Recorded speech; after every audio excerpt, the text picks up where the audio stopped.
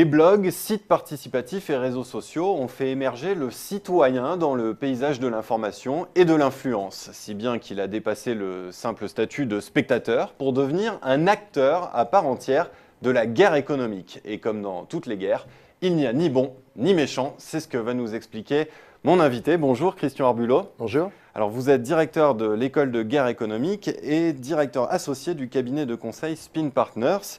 Pouvez-vous nous décrire un exemple concret de l'irruption du citoyen dans la guerre économique? Alors, je m'appuie à ce propos sur deux études. Une qui est déjà ancienne, mais qui est pour moi assez intéressante, qu'on avait fait pour une entreprise, pour une coopérative, donc un client, entre guillemets, dans le cadre de l'école de guerre économique, et qui portait sur les mouvements welfaristes, c'est-à-dire un certain nombre d'agriculteurs cherchaient à comprendre pourquoi il y avait un parasitage informationnel sur Internet venant de beaucoup d'endroits, plusieurs centaines de structures à étudier, et quel était en fait le risque lié à ce parasitage. Donc les welfaristes, juste pour préciser, ce sont les défenseurs des animaux. Voilà. Alors il y a différentes catégories, hein. Il y a des gens avec qui on peut discuter, négocier. Beaucoup d'entre eux ont une action, je dirais, positive. Et puis, il y a les extrémistes, et c'est là où ça se complique, avec des actions qui peuvent être brutales, des destructions de biens, des provocations, et beaucoup d'agressivité. Et là, on s'interroge, pourquoi une telle agressivité? Mais c'est une désinformation volontaire? Alors, la question de fond, c'est cela. C'est-à-dire, pourquoi agissent-ils ainsi? On sait que sur Internet, aujourd'hui, il y a des gens qui cherchent à s'exprimer sur des sujets plus ou moins intéressants. Mais sur la question agricole et agroalimentaire, ça fait 20 ans que je travaille sur cette question-là. Je me pose quand même une question essentielle, c'est à qui profite le crime, en fait? Et j'ai quand même un petit doute sur le nombre de sujets de déstabilisation qui portent sur les produits agricoles français. Il n'y a pas que l'élevage, il y a le vin, il y a tout un tas de produits. Et je me pose la question suivante, à savoir que le principal concurrent de la France et de l'Europe, ce sont les États-Unis. Donc il y a des véritables conséquences économiques derrière ces mais absolument. Et ma question, c'est de savoir, comme je sais que le modèle américain ne va pas bien, qui posent tout un tas de problèmes, y compris en termes de santé publique, à leur place, j'aurais plutôt intérêt à faire la démonstration que le modèle européen ne va pas bien non plus.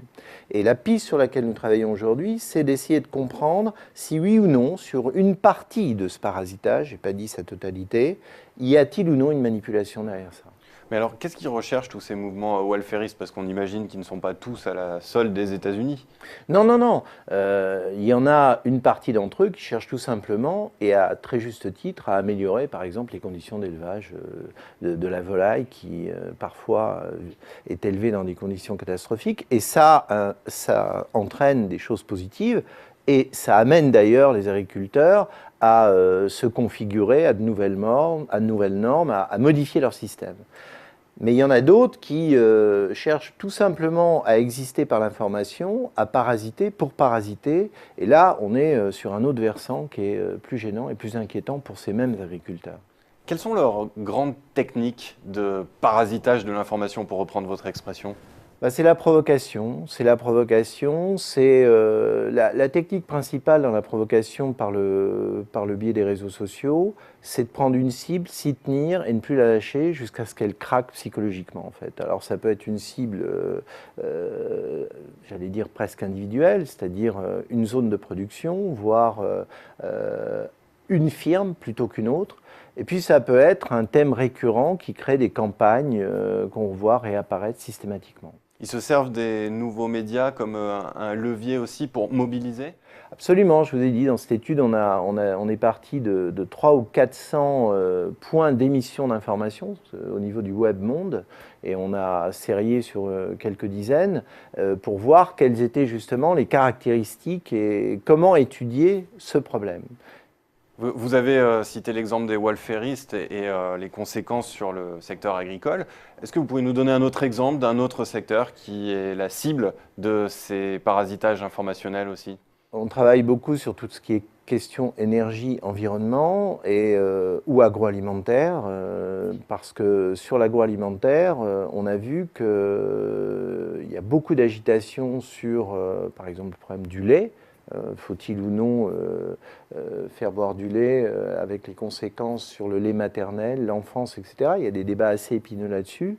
Et c'est pareil, quand on étudie ces questions-là, où je vous parlais de l'environnement et de l'énergie, un groupe comme Suez au Brésil a dû se retirer du principal appel d'offres sur le plus grand barrage construit dans ce pays à cause d'un problème justement qui était le parasitage informationnel lié au déplacement de population.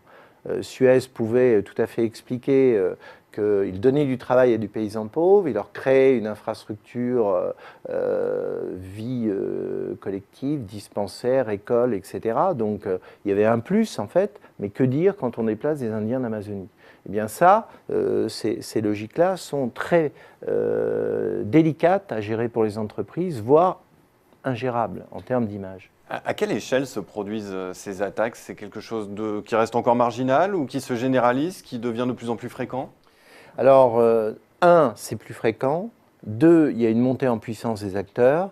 Quand plusieurs dizaines d'ONG se coalisent pour dénoncer le système de lobbying de Veolia à Bruxelles, là, on n'est plus sur un épisode, on est sur quelque chose de plus vaste. Ils se professionnalisent? Absolument. Ce que je constate justement à travers ces études, on en a fait une autre pour le journal Les Échos qui va sortir bientôt, et là qui porte plutôt sur l'influence à l'ère numérique côté entreprise, c'est-à-dire comment réagissent les entreprises, et on se rend bien compte que la professionnalisation, elle est plus avancée sur le terrain de la société civile, et les entreprises sont en train d'essayer de combler leur retard par rapport à ça.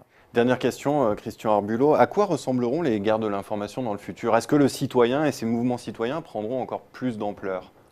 Moi, je crois qu'effectivement, il faut s'attendre à ce que la professionnalisation s'accentue. Et on le voit bien aujourd'hui quand on voit des petites entités qui se donnent comme mission de perturber, par exemple, des assemblées générales de groupes du CAC 40, avec les conséquences informationnelles et images qu'on a évoquées. Ça devient un vrai problème. Et je crois que le net n'a pas fini de nous surprendre à ce niveau-là. Eh bien, Christian Arbulot, merci d'être venu nous éclairer sur le rôle du citoyen comme nouveau soldat de la guerre économique. Merci d'être venu sur Xerfi Canal.